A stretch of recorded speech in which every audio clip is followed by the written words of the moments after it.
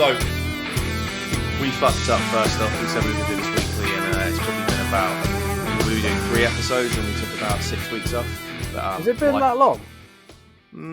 Yeah, I reckon it has been. You know, I'll do the maths post after the fact. But yeah, we're human. We fuck up. But oh well.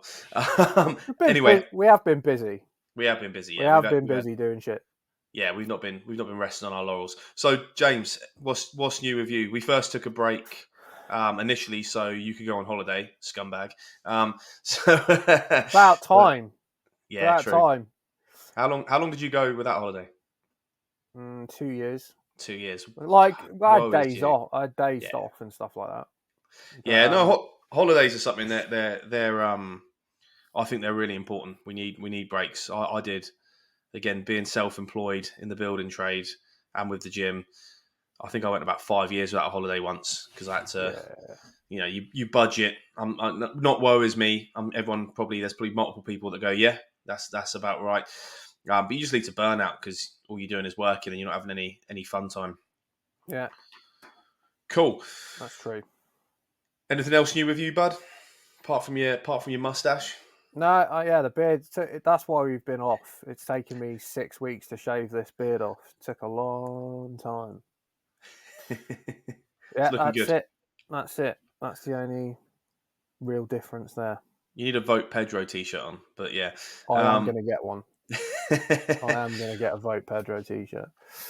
Right, so on to today's topic. We're going to discuss anxiety today. And I think it's important to as we go, differentiate between anxiety and depression and diagnosable anxiety and just anxiety, because we all experience it.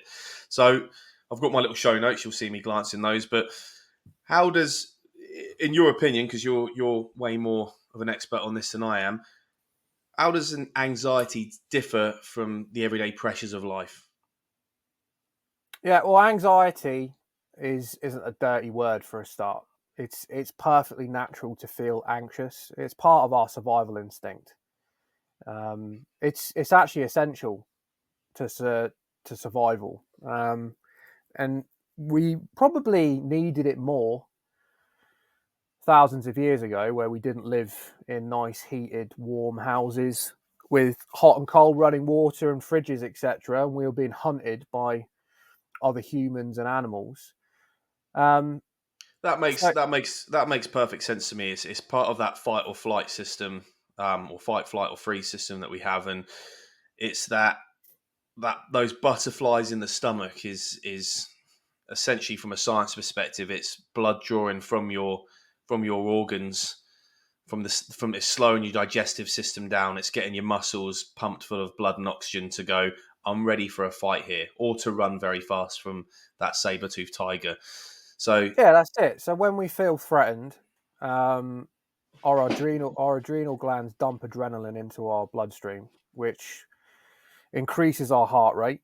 And as you said, our blood is directed to our major organs, our brain, our lungs, moves away from the digestive system, because at that moment we're not wanting to expel energy digesting food.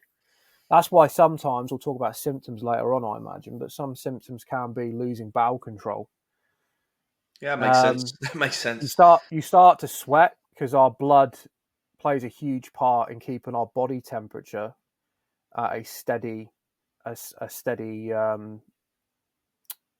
heat. So because your blood is drained from your skin and it goes to your major organs, you just start to sweat, become pale. So there are loads of different physical, emotional, and behavioural symptoms. So anxiety is important, and certainly from a historical sense, and I think it's important now because it sharpens your A game. You know, if I'm going to meet a client, or I'm going for a job interview, or I'm going to go, not anymore because I've got a missus, but I was going to go chat a bird up or something, I'm going to have anxiety, and I think if I didn't, I'm going to potentially come across as cocky or be cocky and probably mess it up. Right? So it is chat a bird up. I haven't chat heard a bird that up. in about there we go. Years. Well, there we go. That's testament to being out of the game. Yeah, so there's that. Yeah, look, that's a good point. It also means that you care about something.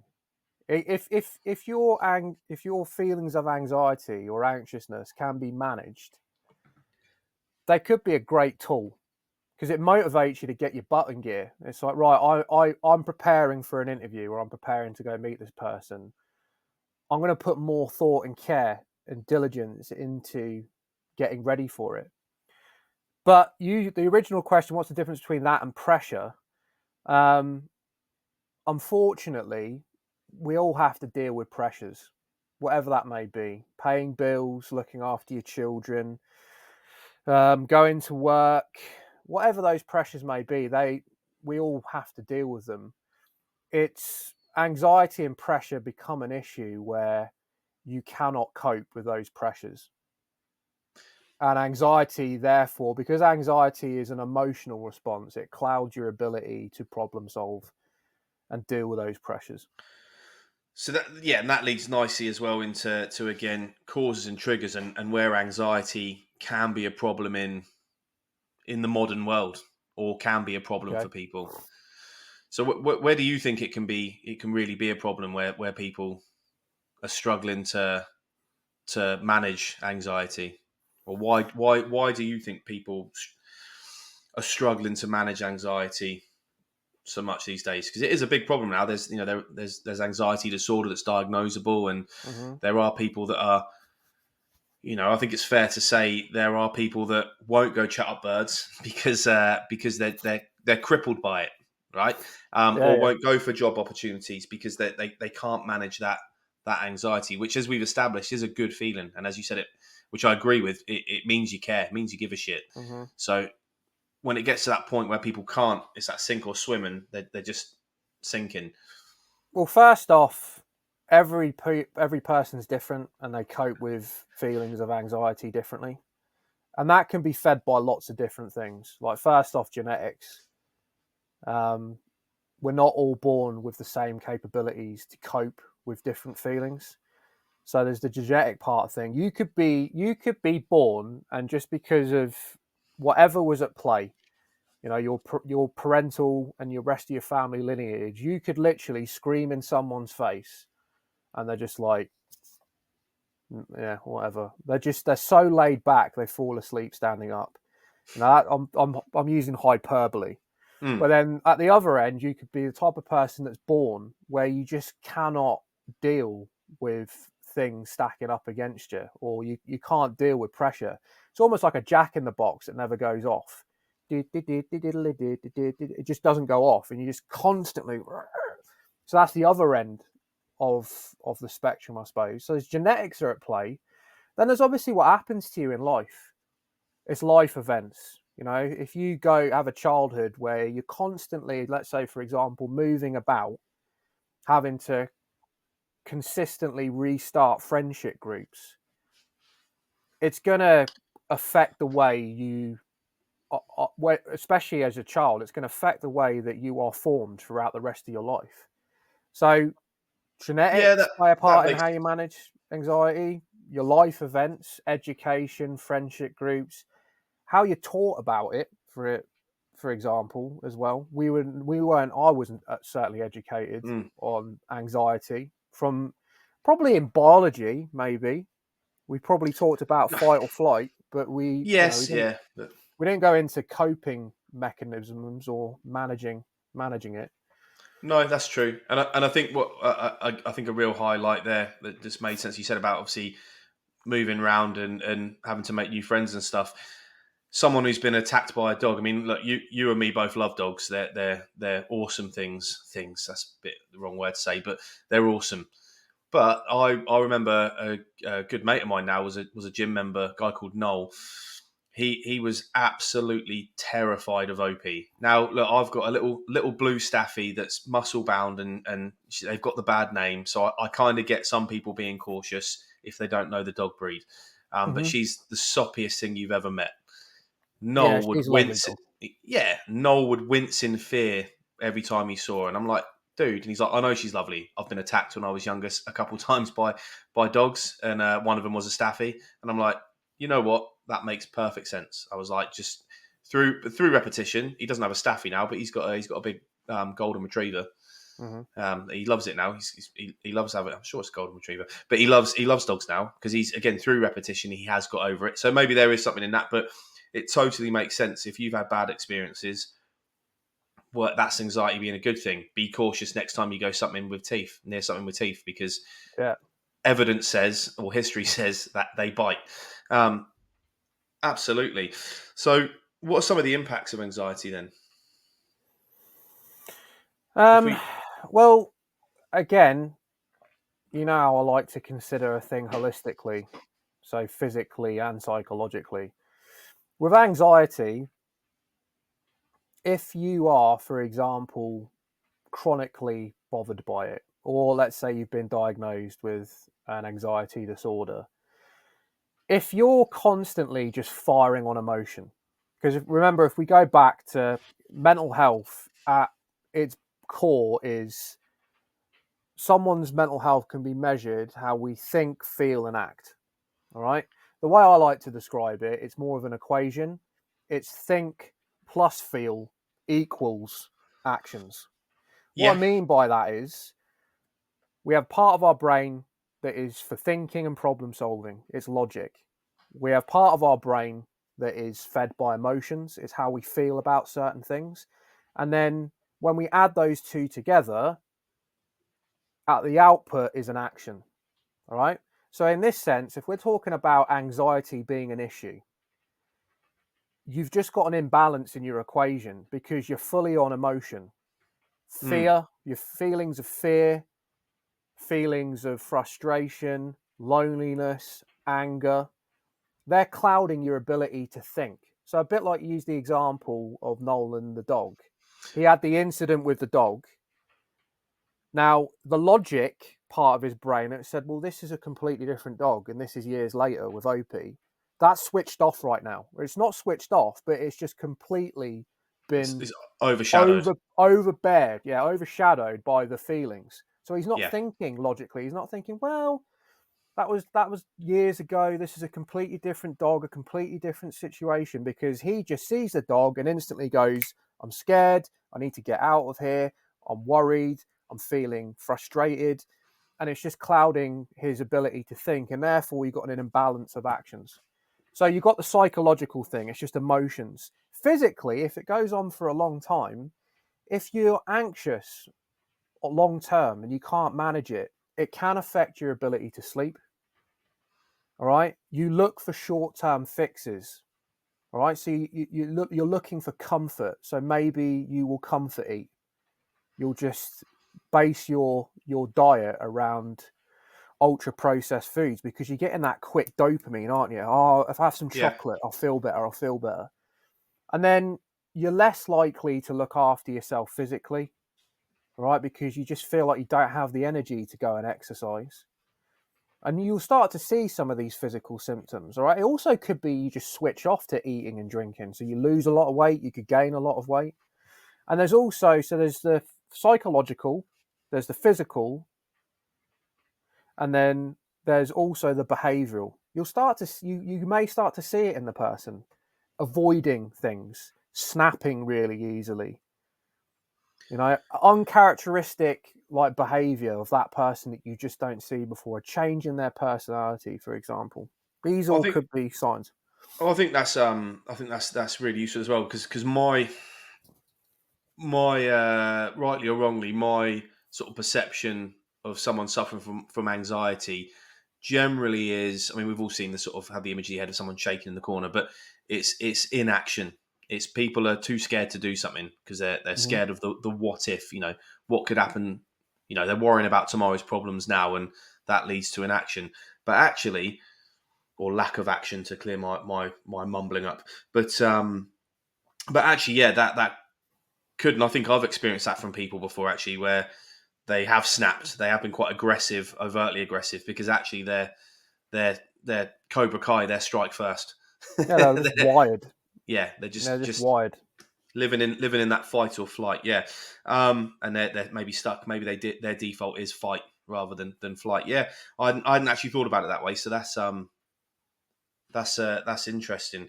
So what are some coping strategies or practical applications we can put in place to manage anxiety? Um, it, First off, again, just like how we are all different as individuals and we'll Mm. feel it and cope with it differently.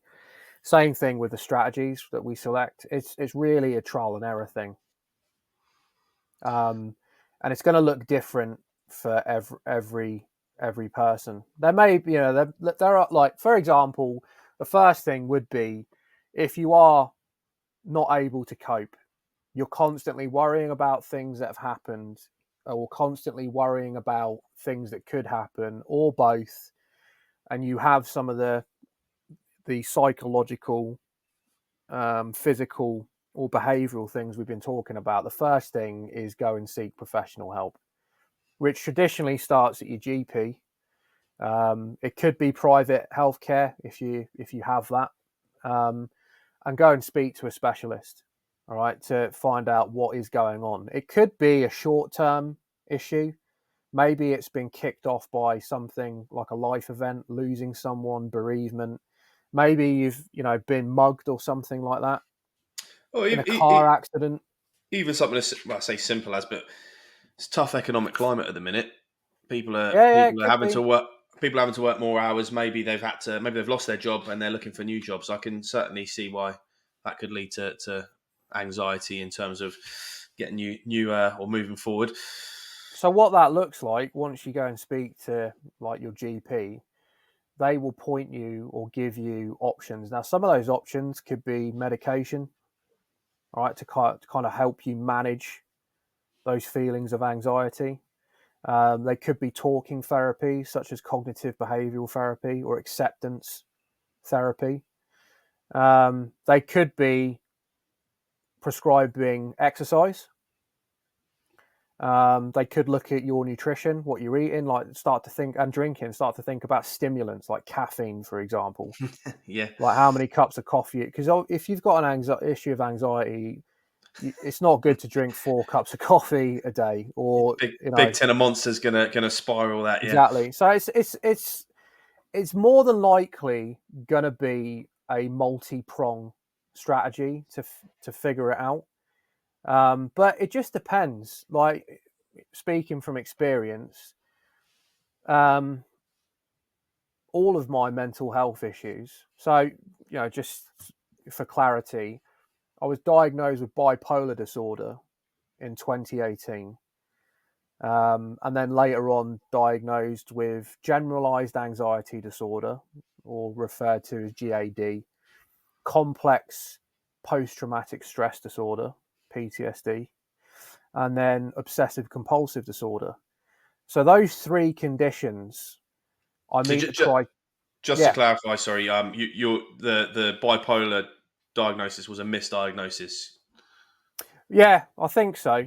I think so because it was all very very quick, and then later on when I was reassessed, it was the three conditions I was later diagnosed with were after surveillance. Essentially, there was a lot of work done there over about 2 months in the end, of speaking to lots of different specialists and diaries and things of that later, and they later disagreed with that original diagnosis and reassessed. So yeah, they're all close. They're all very close, and they're all driven by anxiety. Now, for me, originally, because I had psychosis, which we can talk about another time, I had a Hmm. psychotic break where I couldn't differentiate between reality and my hallucinations. I was put on antipsychotic medication, but to manage the anxiety, I was also given medication called sertraline for that, Hmm. which at first I was really happy with, but it had side effects that I wasn't happy with. Like, it completely dulled me down, where I couldn't feel much at all. And it had other side effects. Like, I started to gain weight that I didn't, not in a good way, just because it made me like really really hungry all the time. So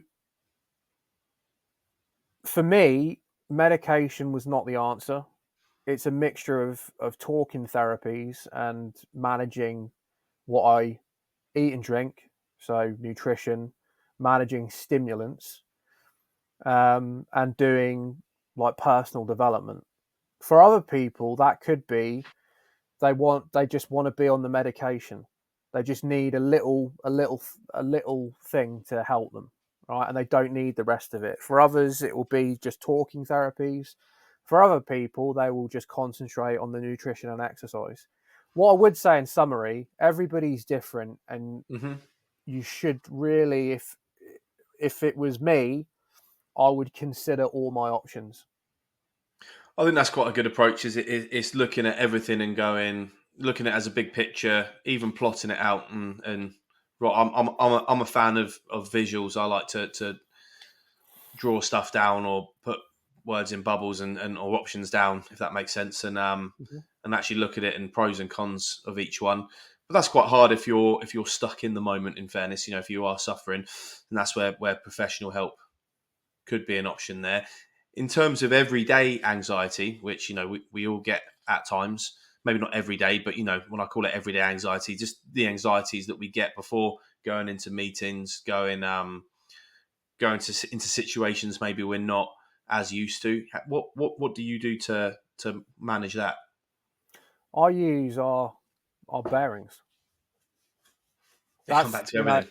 yeah, it does. They Yeah. do. That's why they're written the way they are. Um, if I find myself overwhelmed, I realise that I'm like, okay. I need perspective now, so I Mm. implement our understand bearing. Right, so I think about what are the problems, but at the same time acknowledge what is good. Acknowledge.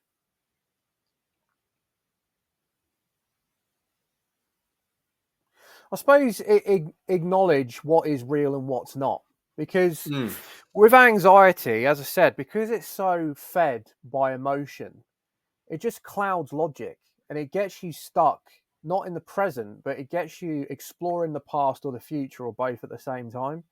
Yeah. So the understand part is go, right, what's real and what's not is the best way I can think of describe it. I sit and I think, right, what is actually a hypothetical and what Yeah. do I actually have evidence to support how I'm feeling? And if I can sit down and think that through, I can start to instantly feel better, right? And Yeah. then once I've classified what is a hypothetical, what could happen, and what I have evidence to say is potentially going to happen, it's real. Then I can start to move on to our next bearing, which is adapt. I say, okay, so this is potentially an outcome. What do I need to do to adapt the way I'm thinking, the way I'm feeling to help me through this train of thought or through these emotions? And then the evolve part is that's what we're talking at the moment just about a specific thing. The evolve Mm. part is ever going in this sense. And that comes back to do something physically difficult and do something mentally taxing every day. Because you're putting yourself in discomfort. And by putting yourself in discomfort, you are standing up to that feeling of anxiety. You're going, I'm going to face my fears. And if you can push through it, even though it will be uncomfortable, you'll feel better the other side. And then you've overcome. You've overcome. So next time you start to feel those feelings of anxiety, you start again. It's the more you do something, the less likely, the more repetition you have, the less scary situations are. You think of you ever jumped off anything high into water? Yeah, of course you have. Yeah, Of course you have. Because the first time you do it, you're like, I don't particularly like heights. You're like, okay, but you don't want to look like a little bitch, so you do it.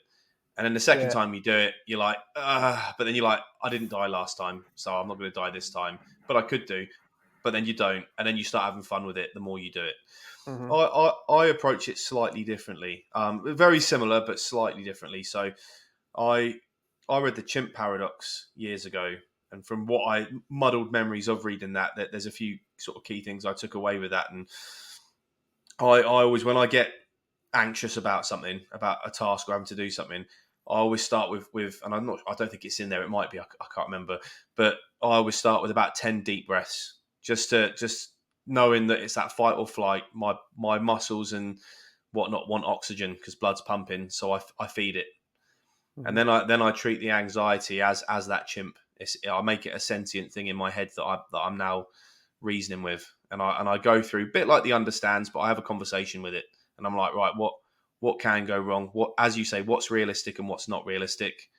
And I use it from a fight or flight. Is this going to kill me? 9 times out of 10, no. This is going to move me forward. If we get to the overcome, I am a I'm not a chess player, but I am a try and think 5 moves ahead. And if I haven't thought 5 moves ahead, that often feeds anxiety for me.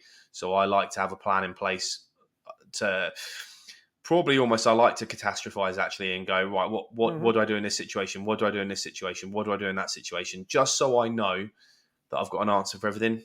I sound like Hmm. my mum now telling me I have an answer for everything. But but yeah, if I can reason and have a contingency, a plan A, B, C, D, and E, that comforts me because I go, okay, I might be walking into a shit kick in here, but at least I can have answers. I can follow each different one. Maybe that's a good thing. Maybe it's not. I don't know. It's good for me. It works for me. As you say, it's different for everyone. Exactly, and that's what's great that's just come out of that is the nuance of how we cope with it differently. There are similarities, but there are differences there. Like for me, because of my creative brain, catastrophizing or going too far ahead is not helpful because Mm, it sounds to me that you can go 5 steps ahead logically, and there's a cut-off point where, let's say you think, right, if this happens, I'm going to do this, and then it's a full stop on the sentence. For me, my brain will then try and explore every single possible outcome and visualize it, and I'll role play in my head, almost like you're watching a film. It's I not was, I, helpful, mate. I get I was lost. I was about to say I have the synopsis for 5 different films. I've got the rom com, the comedy, Yeah, the action, the horror.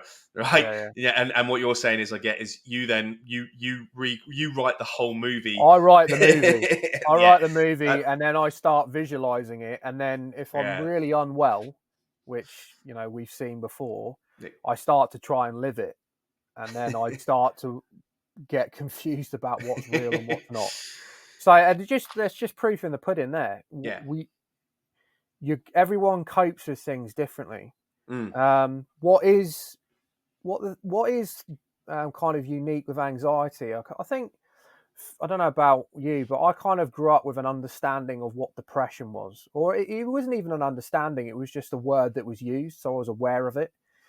Yeah. Anxiety or feelings of anxiety and disorders, we certainly have not tackled at all. And I No. imagine there are a lot of people that could be helped by exploring the relationship with their feelings of anxiousness and make improvements, but they just don't know any better, and they think, well, this is just me.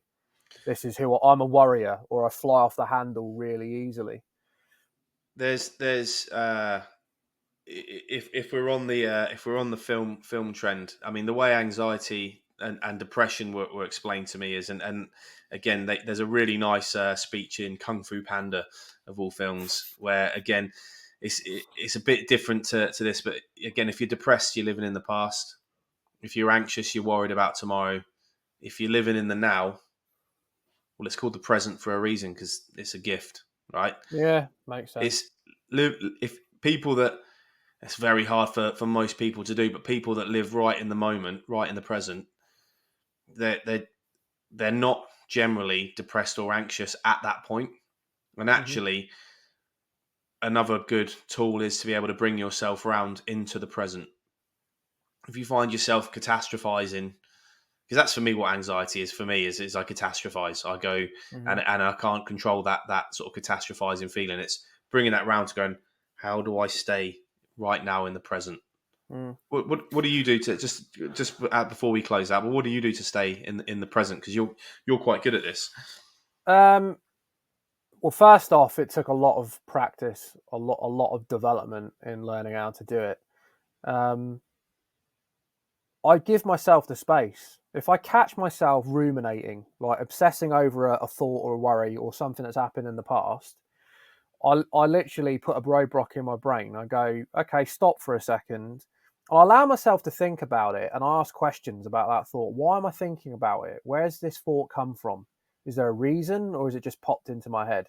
If it's just popped into my head, I just go, right, fuck. I actually just say it that self to myself. I say that to myself, just fuck off out of my head because you're not useful. If it's come in because something's happened, I'll explore it a little bit. I'll think, right, there's a reason why I'm thinking about that. So let's give me the time and space to think about it.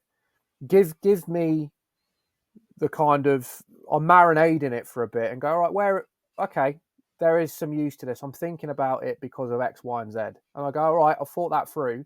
And then I feel comfortable with it. One of the things that doesn't work for me is ignoring it. If you just go fuck off out my head for every single thought, it will come back. It's buried in your head then, isn't it? But there's so there's other things you can do. I mean, I do, like, I don't do social media really, do I? Like, no. For example, I have an Instagram account just so I can watch funny things that you send me or other people send me. But I've only ever posted once on it, and you did it because I couldn't do it. I didn't know how to do it.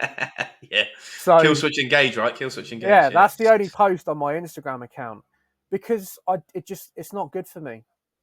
I don't know how everyone else feels about social media. I mean, if I pull it all together and go, right, is it a net good or bad? I'm going with bad. If we're talking about from an anxiety context, yeah, it's not good. You just constantly, especially if you're the type of person that will feed your own anxious thoughts. Like, so I'm anxious about this. I'm now going to look it up. You're just going to get, your algorithm is just going to give you fuel for your anxiety. Comparison is the thief of all joy. Exactly. And that's the big problem with social media. I think if you can approach it from, I have a fairly healthy outlook on it in terms of, I'm like, it's a highlight reel. It's a highlight reel of the good. People don't share the bad, and we're in this phase now where people are trying to, and they're also putting videos up of them crying and stuff like that. And I'm like, this just feels very fraudulent. You're doing this to, again, feed your own ego. I think if you can take your ego out of it a little bit and go, this is memories, it's a highlight reel. And for me, what the internet was solely invented for was funny stuff that and maybe some useful information. But social media is how do I get a laugh? You should use it as a research assistant. Yeah. You should look at it and go, okay, what if I need to know this, I'm gonna look it up and use it for that, or for harmless fun. But if you start using it for forming your own views on the world, I mean, a big thing for me is I can't, a lot of. I don't think we should, as a society, should be investing so much in the opinions of people we don't know. Oh, agreed. They're outside of our tribe. We've seen this on LinkedIn. You know how I feel about our use of LinkedIn. Your analogy is it's an electronic or a digital business card. It's like, this is what we're doing. Come and speak to us. And I'm happy then. I'll have a relationship with you. But I'm not going to argue back and forth with people I don't know. Put this to the test, by the way, anyone. If you want to go on our LinkedIn and try and engage me in a dispute or anything, I'll just ignore you. I'm not going to block you. I'll just ignore you because I'm not interested in going back and forth. Don't do it because I get all the argument. I'm just not interested. No, You shouldn't go back and if a person is not in your circle, family, friends, or work circle, whatever that may be, and they're invested in you because they care about you and they want the best for you, I'm not going to argue with you. I know it sounds harsh. I couldn't give a fuck about you, if I'm honest with you, because you're not part of my life. I'm not going to get into a debate with you about like the benefits of online and blooming face-to-face teaching. I don't fucking care what your opinion is because I don't know you. And all you're doing is going back and forth in text, which is the worst way to communicate. especially it's if you're having a no Yeah, context. especially if you're having a disagreement. So yeah, before we go down the rabbit hole, I could moan about social media. We'll do for 3 hours. we'll do a social media podcast at some point. We'll prepare ourselves emotionally for that one. Okay then. So yeah, One more thing. The last thing I'd say about like coping strategies. I can't remember who told me it. It was probably somewhere. I think someone in the Marines. It might have been Stretch actually that said this. Do you remember Stretch? yeah. He's like, I made a rule for myself. If I'm sitting there and my brain's telling me I should do something, I just do it. And what he means by that is when he used to sit there and worry about, oh, I've got to pack my Bergen to go on exercise tomorrow. Oh, I've got to iron my uniform. He would just do it. He wouldn't put it off. He'd be like, oh, I need to go do the washing up. Oh, I'll just sit here for a few minutes. And then a few minutes go by. You should be doing the washing up. You should be doing the... You just go... Tomorrow never comes, so just do it. If something's bothering you, whatever it may be, like ringing a mechanic, ringing to get your boiler fixed, whatever it may be, don't put it off. Just pick up the phone and get it done. Just get it, because you don't know what's coming around the corner. And then you may have a real big problem that comes around the corner, and then you've got to ring the bloody garage, the mechanic, you've got to ring the boiler, the plumbing and heating engineer, you got to pick your kids up at school and deal with a huge issue that's just popped up out of nowhere. There could have been a small issue as well, because often they escalate. Suddenly now you've got to do the washing and pack your Bergen and do your ironing, whereas you can just done it. Stand up and... If you're sitting there, if you're thinking you should do something, just fucking do it. Just get it done. Yeah. Lean into it. Cool. You sit there, oh, maybe I'll go for the gym, maybe I'll go for that run in half an hour, maybe I'll go to the gym in half an hour. Half an hour goes by, oh, maybe I'll go in an hour. Just fucking get up and do it. There's been a lot of swearing on this podcast. You started it, by the way. I'm pushing it. Are you going to bleep it out? Beep! No, maybe I'll voice over. I'll beep like that every time. I'll do it with a fart. Do that the goat noise, that screaming goat noise. Right, I think that before we waffle on too much and we get onto other topics, I think that closes us out for anxiety. So, yeah, as always, understand, adapt, evolve, overcome. If you would like any information about that, we've got a PDF explaining all that, so we'd be more than happy to email that over to you. Anything you want to add before we sign off, James? Fucking get up and do something. Stop worrying. I'm going to count the swear words after this. I bet you've sworn more than me. You need to do something right now. You need to get up and do it and face your anxieties. Stop it. It's true. Stop procrastinating. On that note, thank you very much, and we shall see you again soon.